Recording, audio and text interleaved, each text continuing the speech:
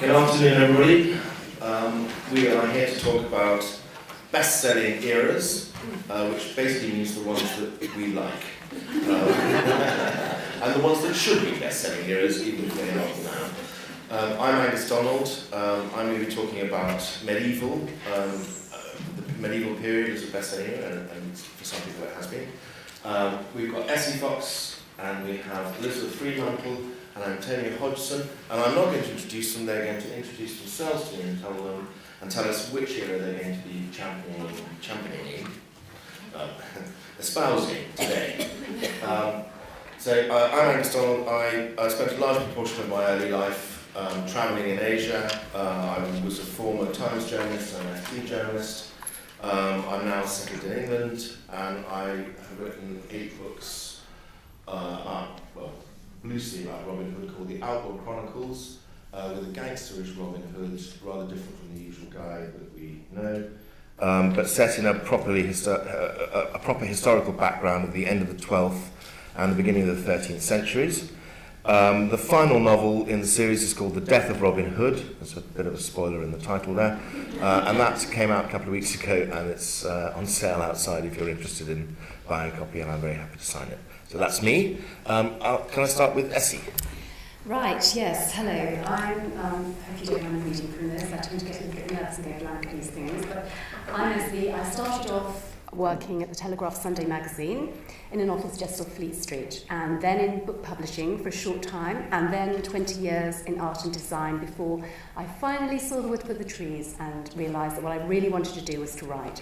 My debut was a Victorian novel, The Somnambulist, and that featured on Channel 4's TV Book Club and was shortlisted for the National Book Awards. Since then, I've written 2 more Victorian Gothic novels, and my latest novel coming out this November, The Last Days of Lady Grey, that features Edwardian silent film and has a dual narrative in 1976. And I also write 2 historical blogs, The Virtual Victorian and The Exposed Edwardian. So I'm Elizabeth Freemantle, and for those of you who were here this morning with both Angus and I on the same panel, we promised that we'll give you something different. It's not Groundhog Day. I also worked as a journalist, a sort of journalist. I was a fashion journalist. I had a career as a young woman working for women's magazines, and but I had always wanted to write, and fashion journalists don't really write very much, and so I eventually managed to turn the tank around, and after many unpublished novels, I finally became a novelist. I will be talking about the Tudor period today, and I have written a Tudor trilogy. Queen's Gambit about Catherine Parr, Sisters of Treason about the younger sisters of Lady Jane Grey, and Watch the Lady about the decadent Penelope Devereux, a fair woman with a black heart. And then I have another novel out at the moment, which is strictly speaking a Jacobean novel, but half of it is set in the Elizabethan period, and that's The Girl in the Glass Tower. So I'll be championing the Tudors. And I'm Antonia Hodgson. I was also in a panel just now, so some of you may already have heard my introduction to myself previously. I was an editor for many years, still am in fact, part-time at a publishing house, and my first novel was published in 2014. It's called The Devil in the Marshalsea, and from then on I've been writing a series based around my protagonist Thomas Hawkins. So The Devil in the Marshalsea was, I hate talking about myself, was quite successful, and so I've been allowed by my publisher to continue writing books, which is really all you ask for. And my third book is just out. It's called A Death at Fountains Abbey. So the first 2 are set in 1728 in London, and the third one is set a few months later up in Yorkshire. And I'm just about to set down to write my 4th. So I will obviously be championing the genius of the Georgians. Okay, who'd like to start off with their era? I think if you go first. Me? Oh, right, okay.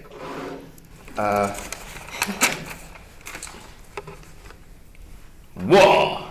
Huh! Yeah! What is it good for? Absolutely nothing! So sang Edwin Starr in 1970.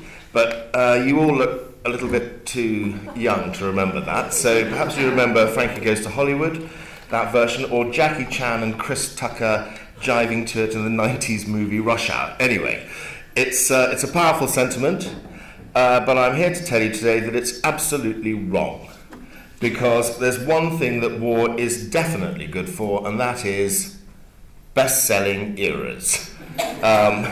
Think of Bernard Cornwell's magnificent Sharp series set in the Peninsular War, the peerless Flashman books, which almost always chronicle a bloody Victorian campaign. But it's not just for the boys. Margaret Mitchell's Gone with the Wind, of course, has the American Civil War as a background.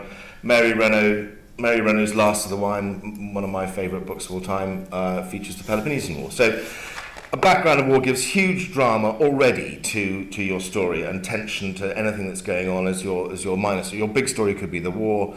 You know, for example, in Gone with the Wind, it's, will the North or the South win? And the small story is Tara's, what's her name? Scarlet trying to maintain Tara. And you automatically have tension, violence, drama built into your story, which makes it exciting. So that's why war is very good for that.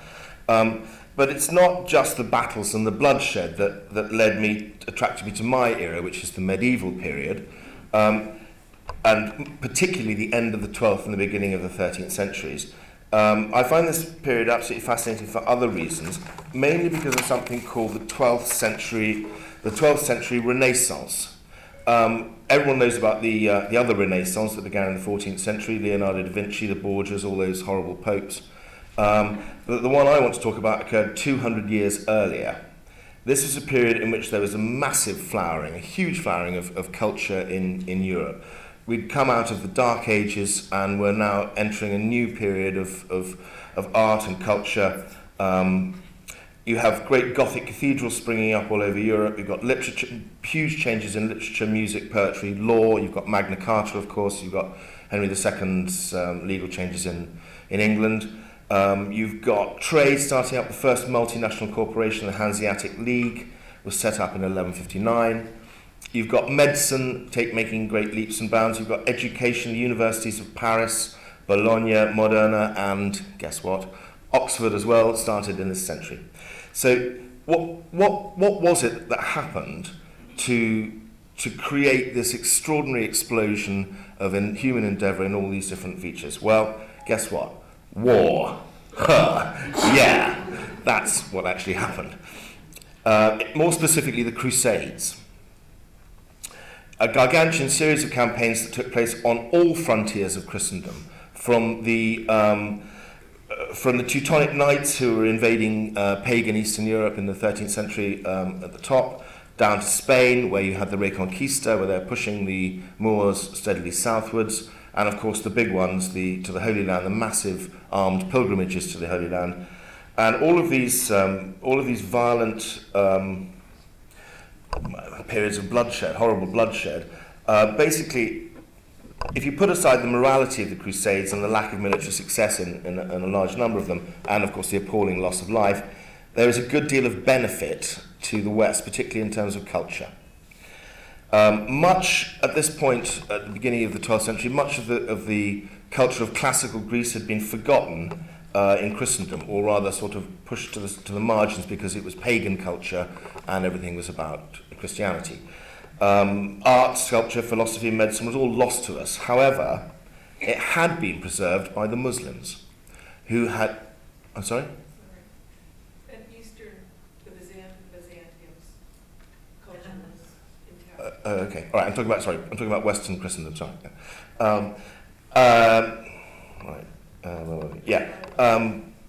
So basically, the Muslim scholars have preserved large amounts of this kind of stuff, particularly, for example, the works of Aristotle, which were largely unknown in the West from the fall of Rome until the beginning of the 12th century. They were rediscovered this way through translations of Aristotle's works into Arabic which were then translated into Latin by scholars such as Gerard of Cremona, who worked in Toledo, Spain, which had been once been the capital of the Caliphate of Cordoba, but was reconquered some decades before his work in the middle of the 12th century. One of the most striking cultural changes brought about by the 12th century Renaissance was the development of chivalry, codes of conduct for the upper classes, and the strange new poetry and music that came with this burgeoning culture just of the gentles, of the aristocracy. For the first time since the Roman Empire, men were singing love songs about women, songs about love, courtly love, between a knight and the wife of his lord. The relationship is doomed, adulterous, and quite often there's no actual sex involved.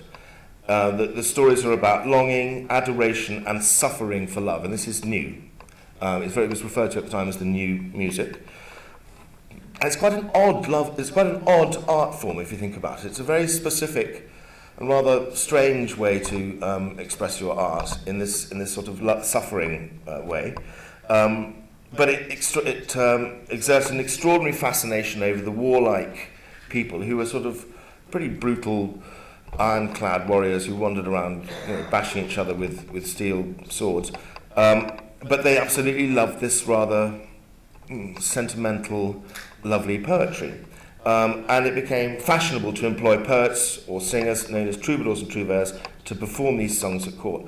The most famous poems are the first true love stories in Christendom, and you can trace a line which are basically about Arthur, Guinevere, and Lancelot, which echo the classical Menelaus, Penelope, and Paris. Was it Penelope? No, not Penelope. Helen, sorry. Yeah. Helen and Troy, that's right. Penelope was the other one. So the same love triangle which occurred in Homer is being repeated in Arthur, Guinevere, and Lancelot. And you can trace a line from these saucy medieval poems all the way up through Jane Austen to 50 Shades of Grey. So this is the origin of that love story.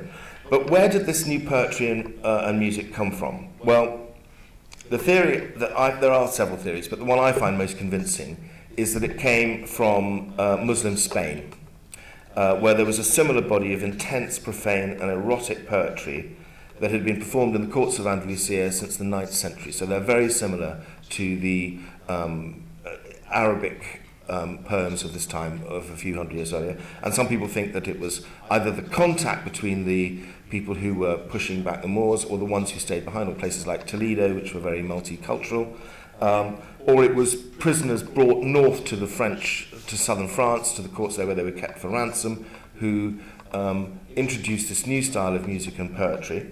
Other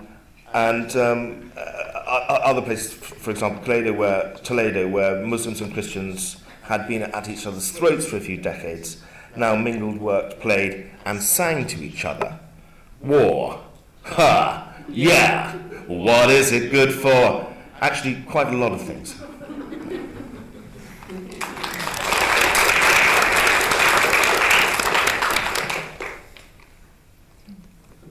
Okay, who wants to go next? Oh, it looks like it's the Tudors. Well, I think we're going in chronological order, aren't we? So, I sometimes ask myself if we have reached peak Tudor yet. And I think people have been asking that. There was a recent article in The Guardian about Tudormania, why can't we get over it? And it's true. This sort of great myth of the Tudors has been. It's a period to which we've returned over and over and over again, and then people keep saying to me, "Oh well, have we reached saturation point? We've reached saturation point, haven't we?" But still, there seems to be an appetite for it. There are two. I think Channel 5 just did a thing about Henry VIII's wives, and now there's going to be BBC. I think BBC 2. There's one just coming. Henry VIII's wives, and we kind of wonder if we don't know everything about Henry's kind of marital mismanagement, but somehow people find new angles or new ways to tell the same story, and there still seems to be an appetite for it. Even the people that watched Keith Michel as Henry VIII back in the 70s or the 60s, actually the late 60s. He was my next door neighbour, in fact. I used to play with his children.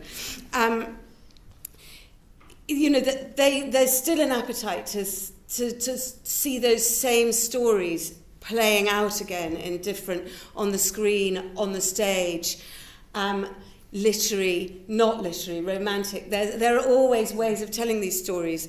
If Hilary Mantel has kind of created an arts industry all of her own by writing 2 novels, there will be 3, I hope, about that period. And you'd think we've sort of smelled Henry VIII's gangrenous leg and lifted Elizabeth I's petticoats and inspected beneath them quite thoroughly enough. But somehow people are still drawing stories out. And though, in a sense, I've got a hunch that when questions start to be asked about whether we've reached peak Tudor, it's a bit like when house prices rise stratospherically high, or beards in Hoxton have begun to walk into rooms before their owners. It signals that the days are numbered, but it just seems that the Tudors are the gift that keeps on giving. And, so for this panel, I've been wondering why. And there is this sense that it's familiar. We learnt about it in school. It's, they're people we know a little bit about already, and I think people, when they're reading, they like to think, oh yes, well I know Elizabeth I, and then you read a little bit more. It's like coming back to familiar friends. But I think it boils down for me to 3 or 4 points, and the first point is that there are 2 enduring myths around the 2 main Tudor monarchs, and one is the Bluebeard myth, which is Henry VIII, the man who kills his wives. And it's contemporary culture is obsessed with sex and violence. I mean, that kind of comes back to what you were saying, Angus. And in Henry VIII, we've got both. He's monstrously cruel, and that has been the subject of many, many novels and films in which he begins as the dashing hero, the sophisticated Renaissance man who turns bad. For what reason? We wonder why. Was it that accident where he got knocked on the head? Did he have syphilis? What was it? And there are all these theories. Nobody knows. We can only speculate.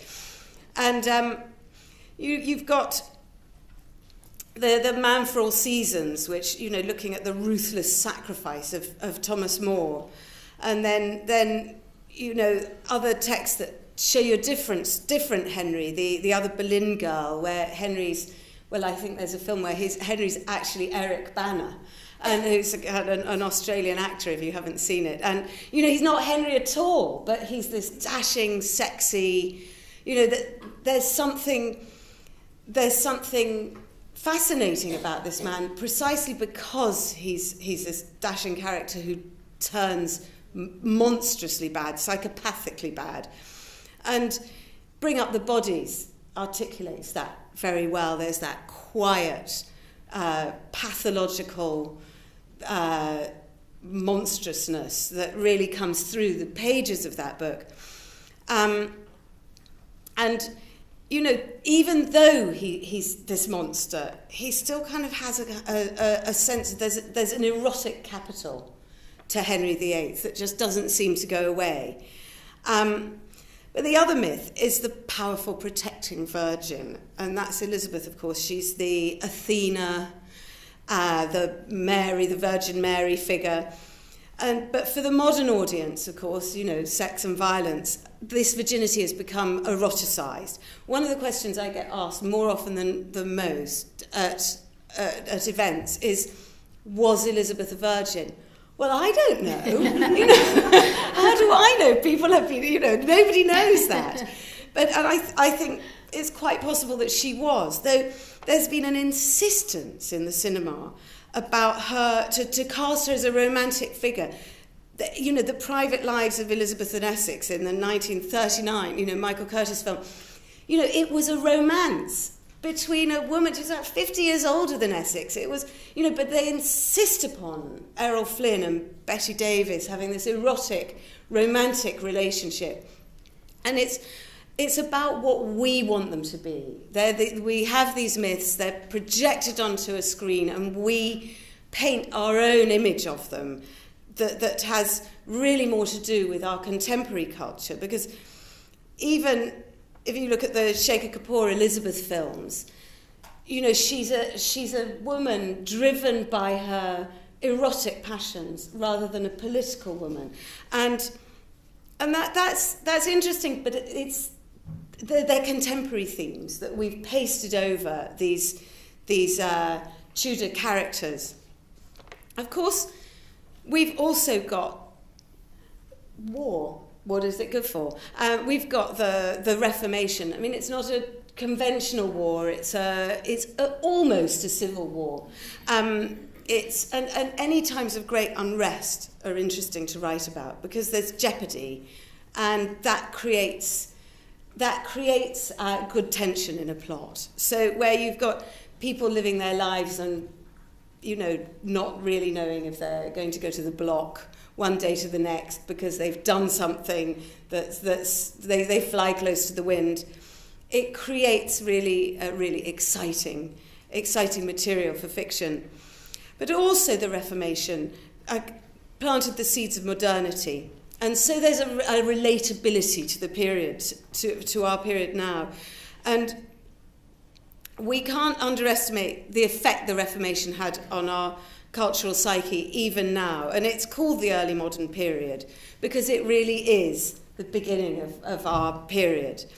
The break from medieval culture and the social stasis of that period towards a more Protestant pragmatism and social mobility, we can recognise it. And let's face it, the Reformation was the first Brexit. And I think also the Victorians have a lot to do with our obsession with the Tudor period, because they wanted to paint these Protestant heroes and hand them down to us, because faith was being challenged by Darwinism, and things were, they wanted to implant these heroes. So we've got Jane Grey, Catherine Parr, Philip Sidney, and they're all Tudors. And so those myths have persisted. They've come down to us. They've been fed through to us through a filter of Victorian Protestant morals. I think you're trying to tell me I need to wind it up. Okay, and I'm just going to say 4 names to finish it off, because I can't really unpack this properly. Shakespeare, Donne, Raleigh and Drake. You know, you all know what I mean, I think. Very good. Well done, thank you. Very interesting. And can we have the next thing? It's you, Antonio. Moving on to the, right. Would you call them the Grizzly Georgians? I don't know, you had the Gorgeous Georgians, okay. So when I was told I was going to be doing this panel, it was quite funny because for me, I always thought that the Georgians, I was always steered away from the Georgians as being like, don't ever touch Georgians because no one wants to read about them. In fact, when I was writing my first book, I didn't really tell people I was writing. But as I'm in publishing, I mentioned it to one editor. I said, look, I'm writing this novel and it's historical. And he said, oh, when's it set? And I said, oh, sort of 1720s. And he went literally white. He went, don't write about the Georgians. No one cares about the Georgians. No one wants to buy anything like that. So it's quite funny. I ended up on a best-selling panel. So, but to some extent, I think that's kind of the point for me, is that a period doesn't have to be well known to be interesting. Now, I completely take, I think I said in the previous panel, the Tudors are endlessly fascinating for the very good reasons you said, Liz. I think the fact that they are so mythic that you can kind of reinvent them, and every writer can reinvent them. There's also something I think very appealing about a period that people don't know that much about, and that you learn as you read the novel. And certainly the 1720s, 30s, 40s are sort of severely neglected by historians for the reasons we've also touched on. There weren't really any exciting wars certainly from England's point of view, and the king was really dull. So actually, I remember studying at A-level the ministries of George II. Why would anyone ever study that? It's like learning about John Major's cabinet reshuffles in the 90s. Unnecessary. And so to get beyond that, why on earth would I write about this period? Well, partly was like, what is it? Why is everyone neglecting it, and what's going on there? Then I started thinking about, the things that are fascinating about it. Hogarth for me is a huge key into the period. When I look at Hogarth's paintings and illustrations, he, in the same way that I think Shakespeare captures the in a compassionate but kind of completely severe and sharp way, the character of individuals, Hogarth does that as well. And when I looked at those characters, I thought, I know these people. I live in London and I know that person there vomiting in a corner of a coffee house. And I know that woman who's sort of slyly telling her lover she fancies him while giving the eye to someone behind. I know all of these people. And when you start to look at history in that way, I think you start to realise that it doesn't have to be about war, it doesn't have to be about the monarchs. There's a street level history that's interesting as well. And everybody who is alive at the time, I mean, Hilary Mantel says this as well, I'm sort of slightly paraphrasing her, is that, no one thinks of themselves as being a person in history. You're contemporary to yourself. So, these people who are living in that time, they didn't know what was going to happen. They didn't know that 5 years down the line, they might have thought there would be a war, So they're living in a moment that's exciting to them. So even if there isn't a war going on, they might think a war's going to happen.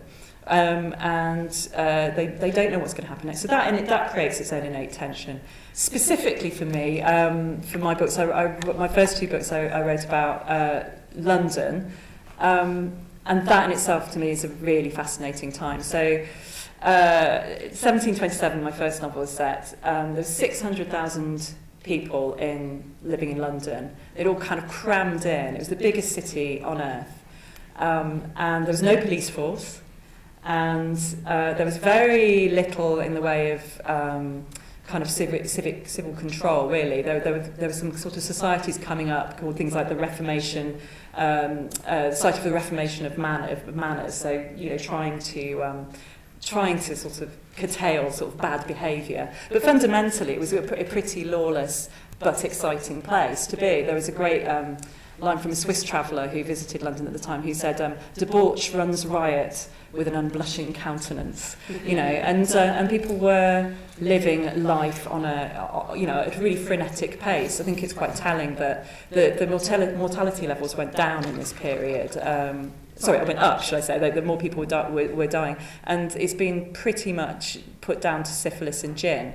So that people were living quite fast, dangerous lives. There was 200,000 people would turn up to hangings. So it was exciting. There was a lot of crime. I think I said in my previous panel. The criminals at the time when they were hanged, people were fascinated by them. There's a reason why, John Gay wrote The Beggar's Opera in 1728, and his anti-hero was Captain Macheath. There's a reason why Daniel Defoe was writing about Moll Flanders, the kind of thief and prostitute and sort of semi-prostitute and ultimate redemptive character. This is street level history. This is kind of exciting in its own way, I feel. And also with London, of course, the thing that I think is fascinating is that for the very reason it didn't have a Henry, it had a constitutional monarch. So it meant that the people living, particularly in England, they would call them English people, would say, we're freer than anyone else in the world. We have liberty in a way that, no one else has. And that was very, very important to them. And they fought for it. So they might not have been in a war, but they were very protective of what they had. And so all of these things were fermenting at the time. There was lots of fascinating ideas, which I'm not going to take up. Yeah, sorry, do the thing. But so I suppose ultimately what I want to say is that just because a period is neglected, it doesn't mean to say it can't be best-selling.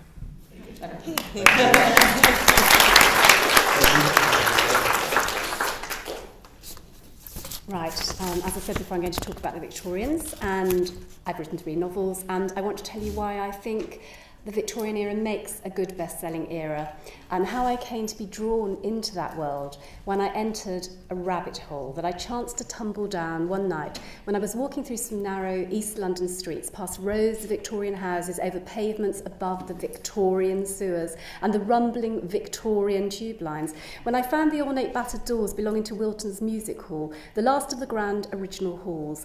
And that was a wonderland to me, so magical that as soon as I'd gone inside, I could almost hear the pop of champagne corks, the clatter and bang of song and dance in that miniature gilded melting pot where every class of Victorian life, from the dockers and whores to the West End toffs, might mingle as one to laugh and to join together and to witness some of the greatest acts that ever trod the theatre boards. Now, London in particular, but everywhere really in England in the Victorian era, theatre and music hall was huge. And there were also pantomimes that had casts of hundreds that went on for about 10 hours in the West End. There were operas and operettas in the palatial West End theatres, a lot built by the Victorians, some earlier admittedly. And there were so many songs created then that we still know today from famous performers like Mary Lloyd with her bawdy East End lyrics like "My old man said follow the van," and I'm sure most of you, I hope, know that.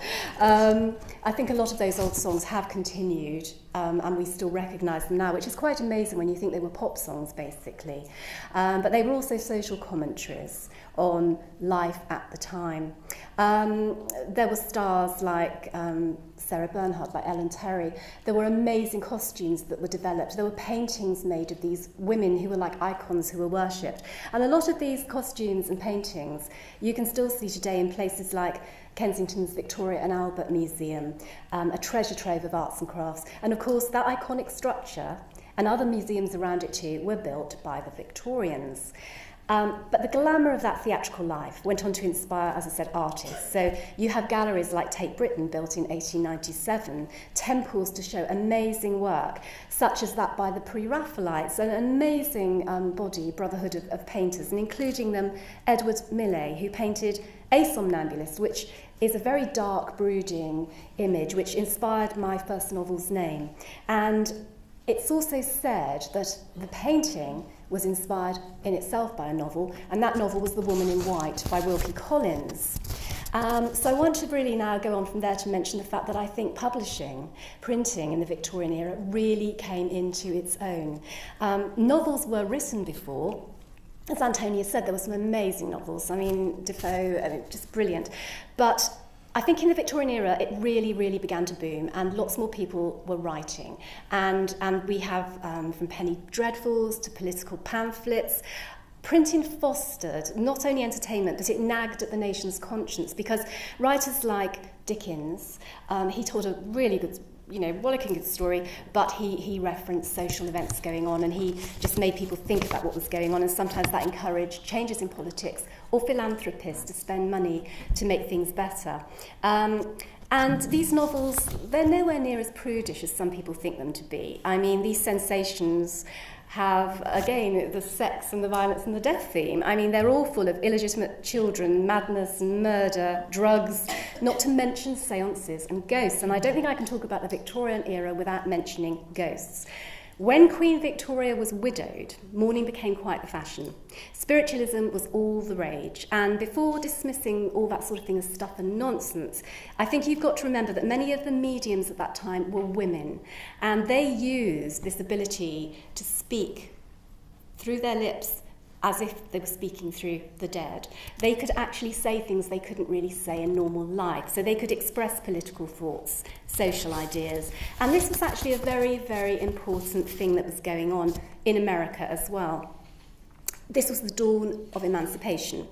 But it was also a dawn of a really cohesive time when scientific advances from the Age of Enlightenment were really, really suddenly speeding up. So we had, we've got this revolution going on in industry, and you've got things like the harnessing the electricity and X-rays so that you can see through the flesh to the bones beneath and hear disembodied voices talking over telephone wires, or Morse code deciphered, transatlantic cables ran, which was amazing. And these forces of energy made people believe at the time, well, what might come next? Could we not perhaps harness the energy of the souls who've died and tap into their voices and hear that? So people were very willing to believe that their loved ones might exist nearby.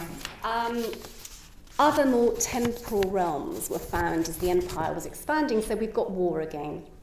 War led to the discovery of new lands, new trades, new faiths and customs, and all of this was explored, and a lot of it was brought back to Victorian England, including, and I got to bring this in here, the Indian Kama Sutra, which was translated by Sir Richard Burton, and I don't know what era can offer that, but I actually probably the Georgian era can. It's quite saucy, I'm sure.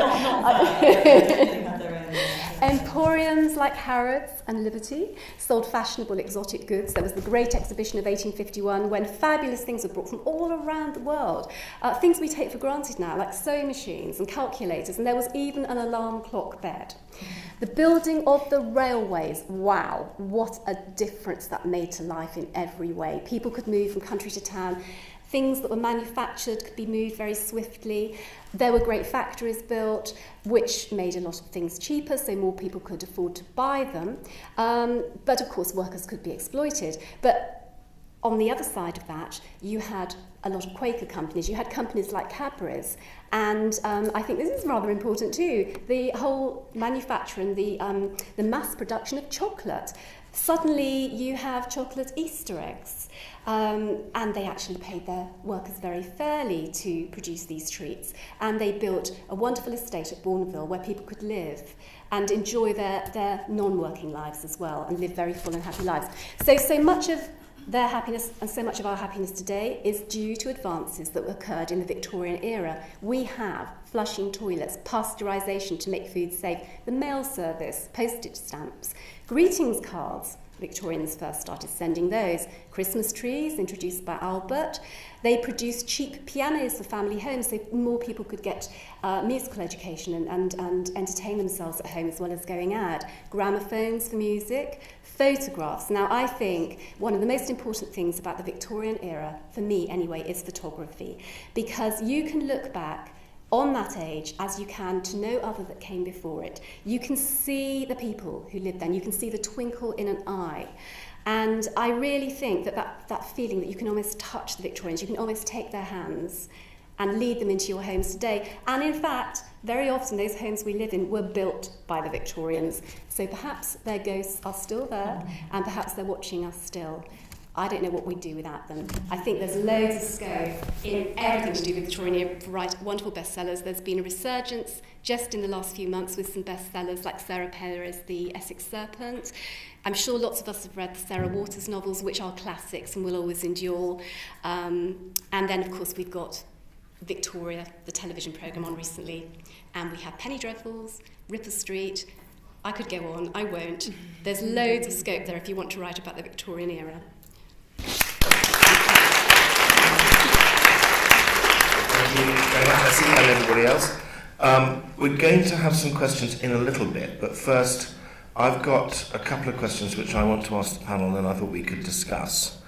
The first of which is an industry professional said to me recently that the English Civil War was the graveyard of historical novelists. Is this true? And are there any eras that could not be used as the background for a successful historical novel? Elizabeth?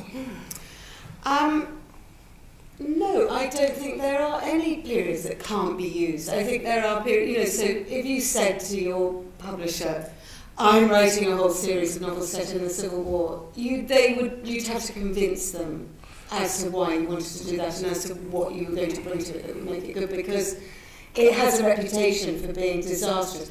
Partly, no one knew whose side anyone was on in the English Civil War, and no one really knows who are the goodies and baddies.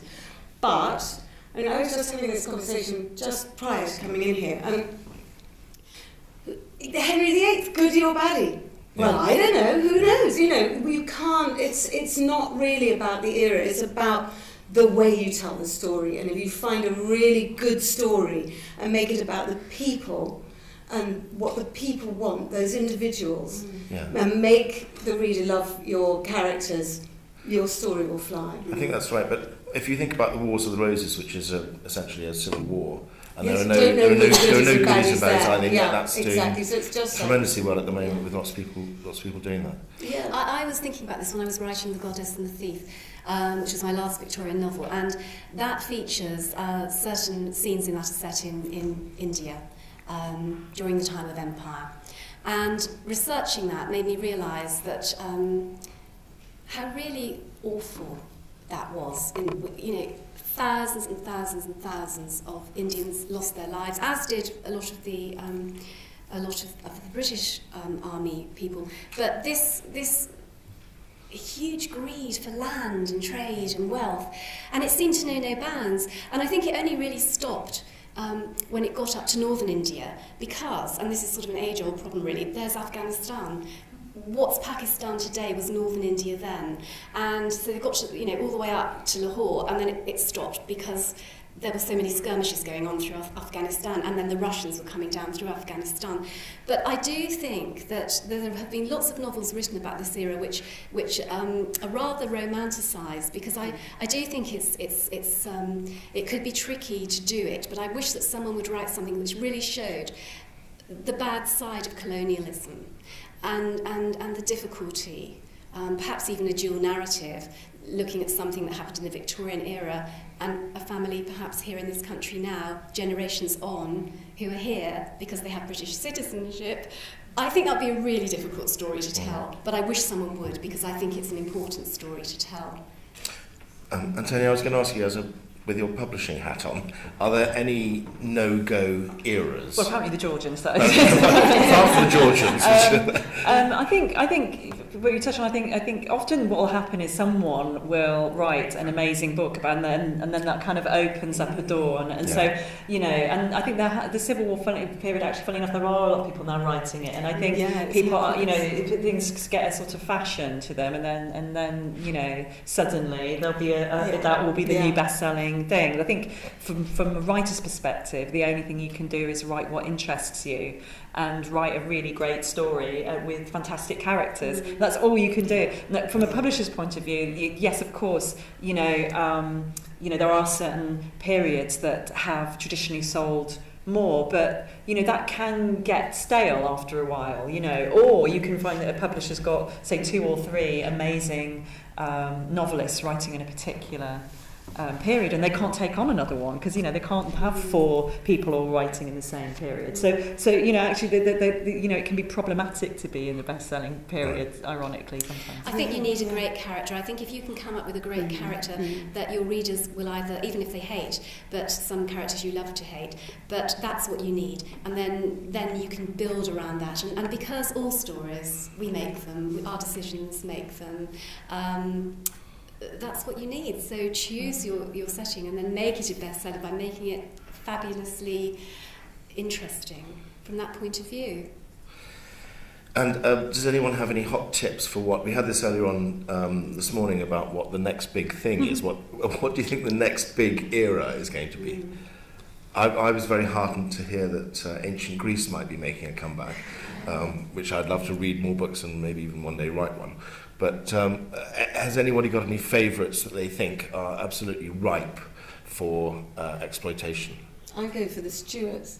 I think that there are lots of historians who are moving, the historical biographers, acclaimed Tudor historical biographers, and many of them are moving into the Stuarts now. And I think it's a logical progression, but I think there's a resource to be tapped, and it's look at the Jacobean period, for goodness sake, the period that gave us Lady Macbeth.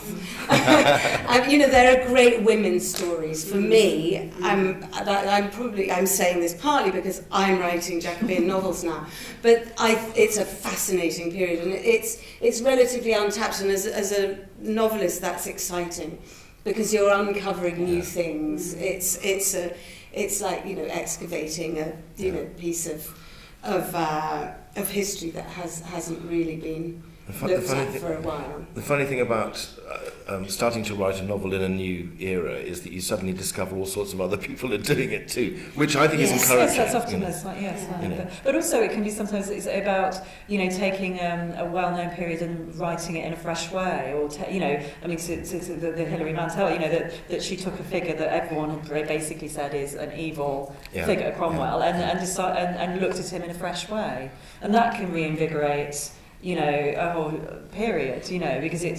everybody writes history with coming from their own perspective. Yeah. So, it's 3 or 4 different writers could take exactly the same incident and write it in a totally different way. So it can be about how you write it as much as So it's more character than era.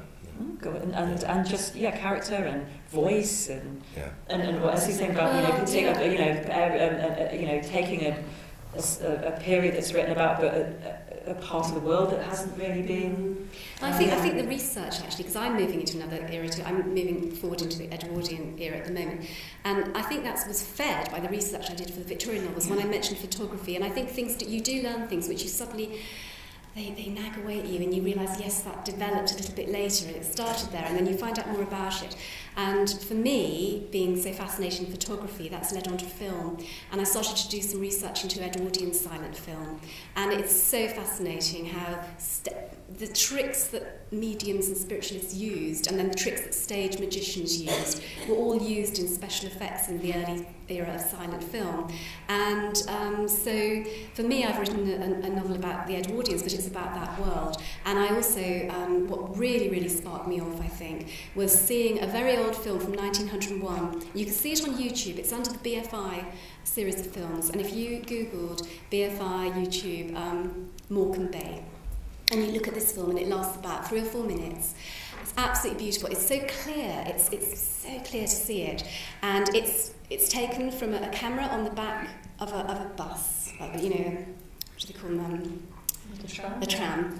And so it's quite steady, and it's going along in a straight line along the Morecambe Promenade, and it's looking down, and you see all the cab drivers with their horses, and they're all looking back, and you see all these people walking along this very, very wide area, and it is amazing. You've got people dressed in black because Queen Victoria had just died, so there's some people in mourning. You've got other younger women already wearing the much, much more narrow skirts, and their lace white shirts, and they're carrying umbrellas, and there's so many people carrying black and white striped umbrellas, and they're twirling them around, and it's this wonderful, joyous atmosphere, and little boys are running along, keeping up with the tram, and they're taking off their caps, they're throwing them in the air, and they're waving their handkerchiefs. And I looked at those little boys, and I thought, oh my God, this is 1901. Some of those are aged 5, 6, 7, 8.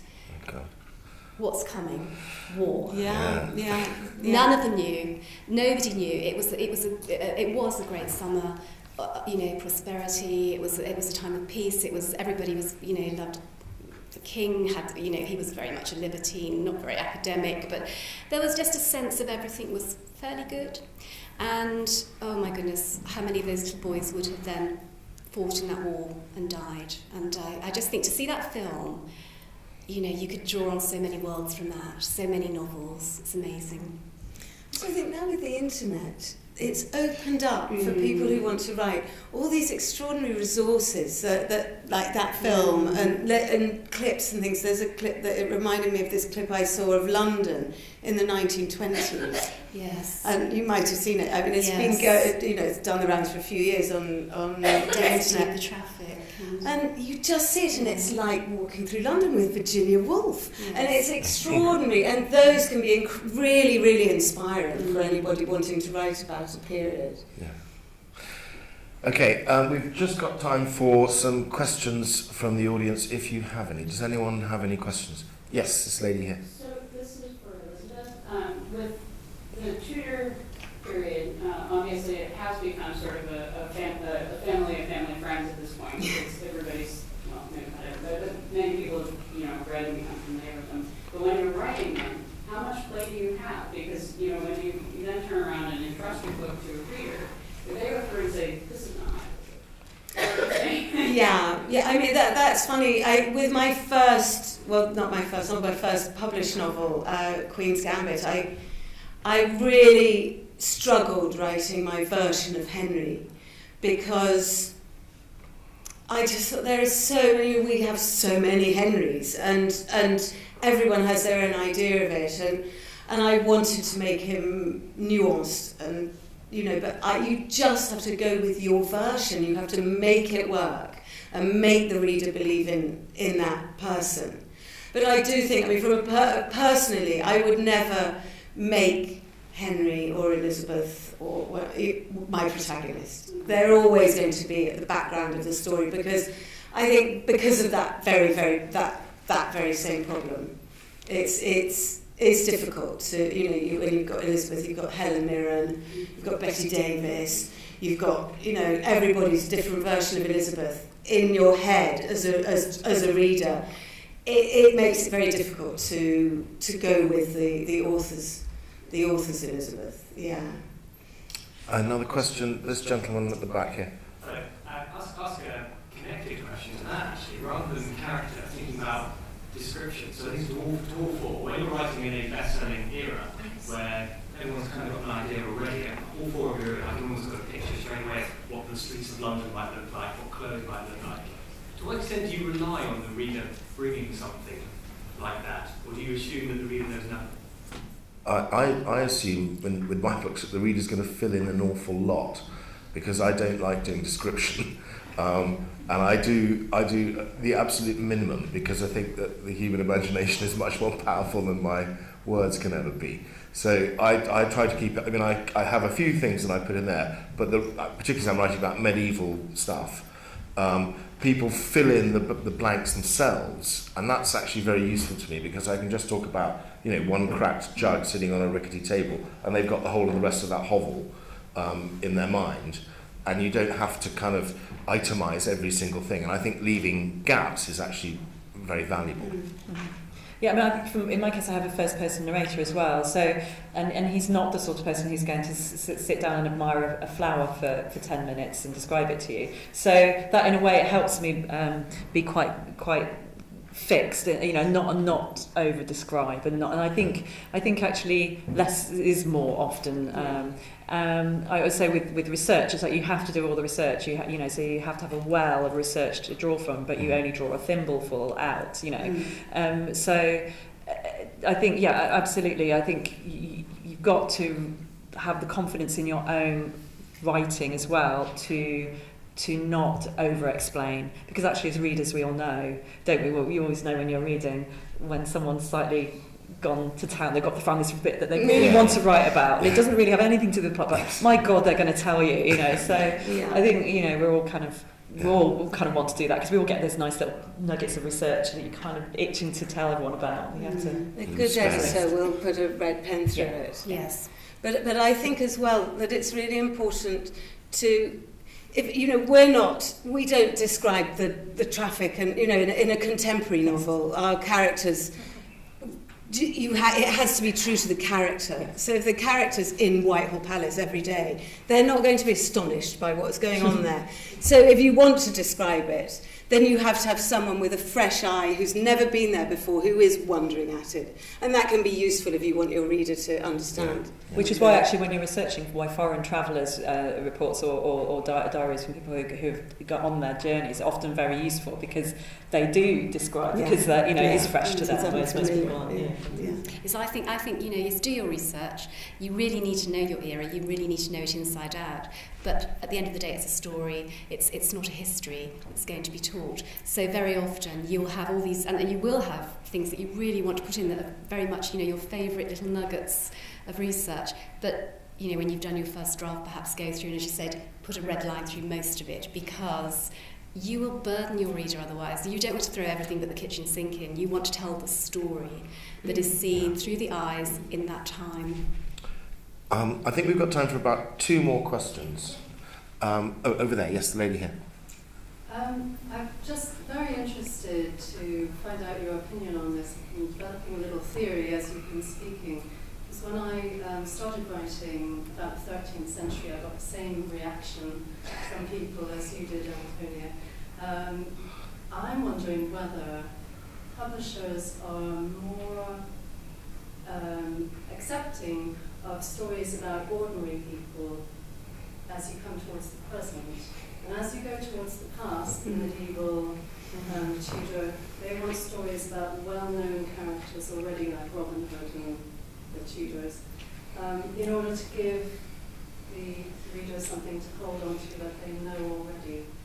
I mean, it's partly primary sources as well, I think. I think the further back you go, the harder it is to find out. I mean, I'm not a historian, but I would say that's to some extent true. Certainly by the time you get to my period, there's such a wealth of, so many pamphlets and diaries, and that you can actually get closer to street level, than you might in a much earlier period. And those are the stories that have stayed. So it might be purely as simple as research. It might be because of the way we're taught history. Yes. We're taught history at school, and it's a list of kings, and very occasionally you have a lord or two, or an earl and a duke. So you don't get a lot of stuff about ordinary people if you're looking at medieval 13th century. You're not going to get a lot of stuff about your average Tyler or I mean, it seems to be changing. It's interesting because I think historians are sort of going back and telling those stories. And I think, even just going to say the National Trust properties a few years ago, you wouldn't get what life was like in the kitchens. And now they're really doing a lot of that, and they're finding that people were really fascinated by it. So I think there's a change. No, I think you're right. No, I think as people become more democratic, perhaps. Yeah, people can relate it to their own lives. They can imagine themselves as that person, that ordinary person, I think. I have a 7-year-old daughter we went to Scotland to a castle called Eilean Donan, and it's got a fantastic working a Victorian kitchen with all of the surfaces. And she didn't care about any of the other brilliant stuff, all the swords and the guns. She didn't care about that at all. I was astounded, very disappointed as well. But she absolutely loved the kitchen, and she made us. We spent a morning there, and she made us go back at the end of our holiday just so that she could go and see this Victorian kitchen. So I think it is changing, and the people who run that museum, Castle Street Museum, have obviously got it right, because that minutiae is fascinating. It's the Downton Abbey effect. It's the Downton Abbey effect. Have we got any more questions? No? Okay, very good. Thanks very much to the whole panel, S.C. Fox, Elizabeth Freemantle, Tony Hodgson, and Angus Hunter.